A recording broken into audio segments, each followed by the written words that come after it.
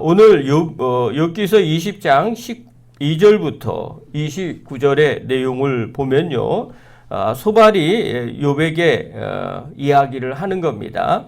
악인이 감추고 있는 악은 뱃속에서 독사의 쓸개가 되고 그가 삼킨 재물은 토하게 될 것이다. 이는 가난한 자를 학대하고 또 자기를 세우지 않은 집을 빼앗았기 때문이라는 겁니다. 한마디로 말해서 소발은 욥이 악인이라고 선언하는 겁니다. 이에 하나님이 진노를 비같이 쏟으셔서 망하게 되었는데 이것이 악인이 하나님께 받을 분깃이니라 이렇게 말하고 있어요. 그래서 12절부터 19절에 보면요. 악인이 필연적으로 파멸할 것이다. 이렇게 이야기하고요. 20절부터 29절에는 악인의 정해진 결말에 대해서 이야기를 하고 있습니다. 자, 오늘 본문은요. 소발이 욥에게 두 번째 던진 발언입니다. 엘리바스와 빌닷이 욥과 설전을 주고받는 것을 지켜보다가 소발이 끼어드는 겁니다. 소발은 나아마 사람으로서 이름이 뭐냐? 소발의 뜻은 어린 새라는 이름의 뜻을 갖고 있어요. 그래서 아마 이 세 사람들 중에 가장 나이가 어린 사람입니다. 그런데 이 소발의 말이 좀 거칩니다. 그러니까 젊은 사람들의 특징이 있죠. 옳고 그름, 그 다음에 흑백 논리가 너무 분명하죠. 그래서 좀 말이 때로는 되게 거친 것처럼 보입니다. 그래서 욥을 악인으로 아예 정죄하고 몰아붙이는 겁니다. 그러니까 소발의 욥점은 빌닷의 논리와 매우 비슷해요. 악인은 필연적으로 망한다. 욥, 너의 지금의 모습을 보니까 악인이다. 이렇게 이야기하는 거예요. 그리고 이런 도식이죠. 이게 빌닷의 도식이고 그 다음에 소발의 도식이에요. 그러면서 소발은 악인이 반드시 패망한다라는 이런 논조에 몇 가지 이미지를 얘기해요. 특별히 오늘 본문에는 음식 먹는 그런 이미지를 이야기를 해요. 12절과 13절에 보면 악인이 혀 밑에 감추어 버리지 않고 입천장에 물고 있을지라도 이 말의 뉘앙스는 뭐냐면 겉으로 보기에 악인이 아닌 척해도 그러니까 욥한테 지금 하는 얘기예요. 너 보니까 결과가 보니까 고통스러운 걸 보니까 넌 악인인데 너는 스스로 악인이 아닌 척하고 있더라는 거예요. 악인이 아닌 척해도 결과는 망할 것이라는 거예요. 자, 악인이 어떻게 되는가? 14절 한번 보십시오. 14절 읽겠습니다. 시작. 그의 음식이 창자 속에서 변하며 뱃속에서 독사의 쓸개가 되었느니라. 자, 음식을 먹으면 건강해져야 되는데 그러지 않고 오히려 독사의 쓸개가 되어버렸다는 거예요. 그러니까 결론이 이렇게 됐다는 거죠. 자, 15절 한번 보십시오. 15절 읽겠습니다. 시작.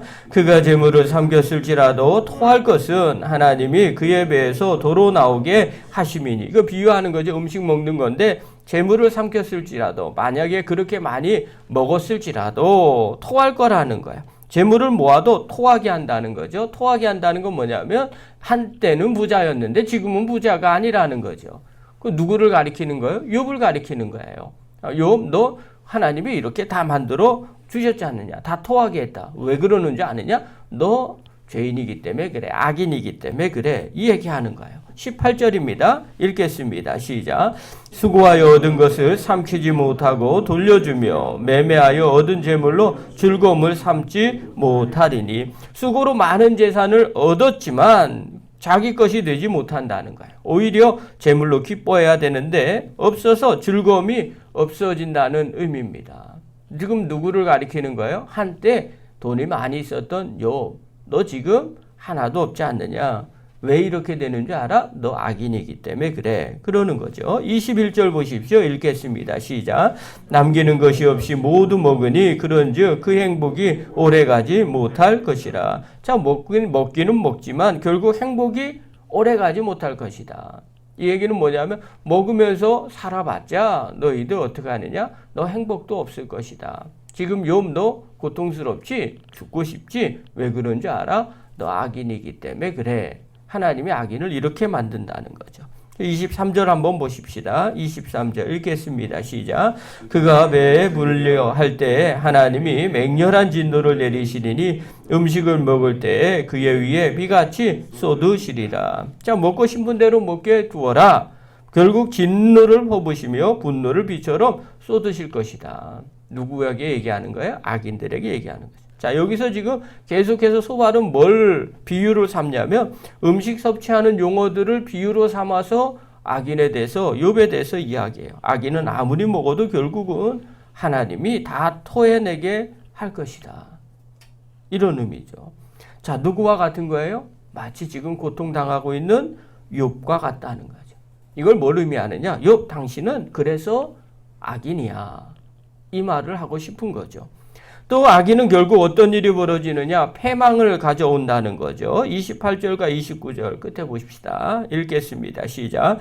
그의 가산이 떠나가며 하나님의 진노의 날에 끌려가리라. 이는 악인이 하나님께 받을 분깃이요 하나님이 그에게 정하신 기업이니라. 자, 모든 것이 전부 다 가산이라는 건 재물 그리고 가족들 전부 다 홍수처럼 떠나갈 것이라는 거야. 근데 욥 너 지금 그렇게 다 떠나갔지? 그런데 이게 바로 뭐냐? 악인이 받을 분깃이다. 몫이다. 악인을 하나님이 이렇게 반드시 한다는 거예요. 자, 소발의 논리는요, 빌닷의 논리와 같다고 말했어요. 악인은 기필코 망한다는 겁니다. 그러니 욥이 지금 이런 고통을 당하니 망했으니 너는 악인이라고 선언하는 겁니다. 자, 우리가 이 부분에 대해서 인생을 살아갈 때 우리가 보편화의 일반화의 오류 이런 단어를 사용해요. 이게 어떤 거냐면요. 세상적으로 되어지는 아주 단순한 심플한 명제들이 있어요. 근데 그걸 가지고 마치 모든 사람들이 다 그럴 것이라고 이야기를 하는 거예요. 지금 빌닷과 소발이 하는 얘기는 뭐냐면요. 고통당하는데 다 뜻이 있는 것이다. 그런데 악인이 하나님이 그렇게 고통스럽게 만들어 놓는 거라는 거예요. 근데 한 가지 간과한 게 있죠. 지금 욥의 고난이 진짜 악인으로 인해서 고통당하는 그런 고난입니까? 우리는 다 알고 있잖아요. 앞에 시작이 뭐예요? 하나님께서 욥의 온전함을 입증하기 위해서 사단에게 허락하신 고난이라는 거예요. 이거는 악의 고난과 다르다는 거죠. 자, 이것을 만약에 욥기 앞장에 기록해 놓지 않았다면 우리가 지금 당하는 고난, 욥이 당하는 고난을 이렇게 말할 수도 있을 거예요. 그러나 우리는 알고 있어요. 아, 이게 아니다라는 거죠. 여러분, 우리가 이 땅에서 당하는 고난이나 어려움 어떻게 봐야 될까요? 우리 식대로 너무 쉽게 사람들을 보더라는 거예요. 아, 이것 때문에 그랬을 거야. 저것 때문에 그랬을 거야. 마찬가지로 우리가 만약에 욥기 앞장에 있는 천상의 이 대화를 모른다면 욥이 당하고 있는 고난이 당연히 이 소발이 얘기하는 것처럼 너 죄를 지어서 이렇게 고통당했을 거야 라고 말할 수도 있을 거라는 거예요. 그런데 우리는 알고 있죠. 아, 이것은 하나님의 시험이구나. 허락하신 고난이다라는 걸 알고 있어요. 그런데 우리 인생들 가운데 여러 가지 어려움을 겪는 사람들은 어떻게 할 수 있을까요? 우리가 하나님이 그렇게 가르쳐주면 그렇게 해석할 수 있겠죠.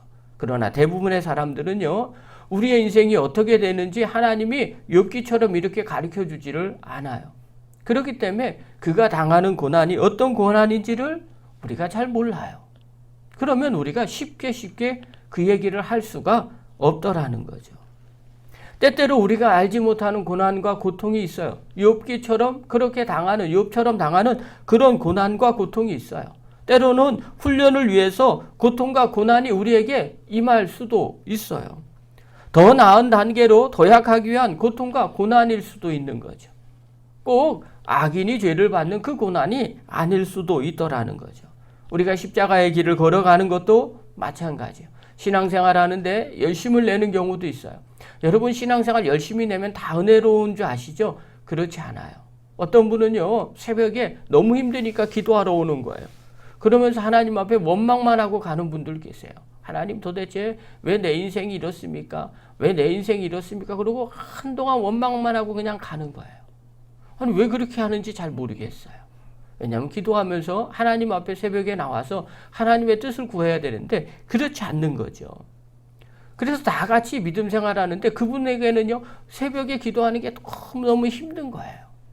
십자가의 길이에요. 그 길이요. 여러분, 기도한다고 다 은혜롭고 다 신앙생활 한다고 다 즐겁고 행복하냐? 그렇지 않다는 거예요. 그럼에도 불구하고 그 기도의 자리에 나오는 거예요. 그게 내 믿음을 지탱해요. 또 그 기도를 통해서 하나님이 역사하세요. 신앙의 자리도 마찬가지예요. 집에 있으면 편해요. 근데 왜 하필 이때 와요? 내일 비 와요. 조금 이따 또 비 내립니다. 비 내려도 새벽에 또 나오고요. 또 신앙생활 하는 게 쉽지만은 않아요. 왜 내가 이렇게까지 해야 될까? 그게 때로는 십자가의 길이에요. 그러나 우리는 알고 있어요. 그 고난이 나의 신앙을 더 돈독하게 만든다는 거죠. 신앙생활 열심히 하는데 주변에 정말 잘 안 풀리는 분들이 계세요. 어떻게 봐야 될까요? 뭔가가 있어서 그런 거야. 이렇게 봐야 될까요? 아니면 하나님의 섭리가 있구나. 이렇게 해석을 해야 될까요? 잘 모르겠어요. 또 아픈 영혼이 있어요. 어떻게 바라봐야 될까요? 죄를 지어서 저렇게 아파. 그렇게 말할까요? 아니면 하나님의 뜻이 있어. 이렇게 말해야 될까요? 그것도 사실은 쉽지가 않아요. 또 반대로요. 단순하게 기도했는데 고쳐주지 않아요. 도대체 이거 뭔가? 하나님 어떻게 해야 될까요? 하나님이 저 영혼을 사랑하지 않나요?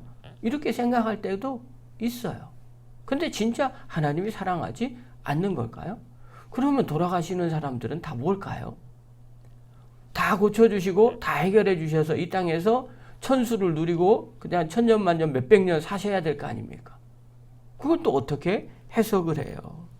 여러분, 단순하게 축복을 받았다 안 받았다? 단순하게 이 땅에서 우리가 원하는 대로 잘 됐다 안 됐다? 여러분, 그러면 반대로 악인들은 날마다 고통만 받습니까? 세상을 보니까 악인들이 더 잘 사는 것처럼 보일 때가 많아요. 오히려 의인이 고난당하는 일들이 많이 있어요. 어떻게 해석해야 될까요? 여러분, 소발의 이 답은요, 되게 단순하게 답한 거예요. 악인이니까 멸망당하는 거다. 그러니 멸망당한 모든 사람들은 다 악인이다. 이렇게 얘기하는 거예요. 아니요, 그렇지 않더라는 거예요. 여러분, 이렇게 모든 걸 다 평가한다는 건 그 사람이 엄청난 교만한 사람이라는 거예요. 마치 자기가 다 알고 있는 거예요. 이 공식 하나로 모든 사람들을 전부 다 판단하는 거예요. 하나님의 놀라운 계획과 섭리 다 필요 없어요. 자기가 알고 있는 이 공식으로 하나님의 뜻까지도 다 알고 있다고 생각하는 거예요. 여러분, 이것이 진짜 무서운 고난이죠. 여러분, 우리가 이걸 어떻게 바라봐야 될까요? 세상에서요.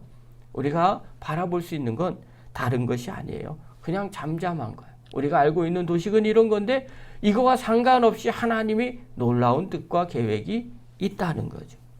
우리가 이것까지 인정을 하셔야 돼요. 그래서 내가 이해되지 않는다 할지라도 하나님의 뜻하심이 있다는 것을 믿으셔야 되는 거죠. 이런 사람들은요, 오히려 어려움을 당하는 분들에게 너 죄를 지어서 그렇게 된 거야 라고 말하지 않아요. 오히려 그냥 위로해주고 하나님의 뜻이 무엇인지를 구하게 되죠. 그리고 하나님의 그 뜻을 깨달으면 그 뜻대로 한 걸음 한 걸음 나아갈 수 있게 되더라는 거예요. 사랑하는 귀한 성도 여러분, 또 영상을 보는 귀한 성도 여러분, 우리가 세상을 볼 때 너무 단순하게 보지 마시기 바랍니다. 우리가 결론을 내기 전에 세상이 단순하게 되는 것이 아니에요. 하나님의 뜻은 우리의 생각보다 더 뛰어납니다. 우리의 생각을 뛰어넘을 때가 있어요. 그래서 어떤 문제를 볼 때마다 너무 쉽게 결론 내지 마시고 하나님의 뜻이 무엇인지 잠잠하게 묵상하십시오. 그리고 하나님의 뜻하심이 무엇인지를 알게 해달라고 또 깨닫게 해달라고 그렇게 기도하고 간구하는 그 믿음의 종이 되기를 간절히 축원합니다. 기도하겠습니다.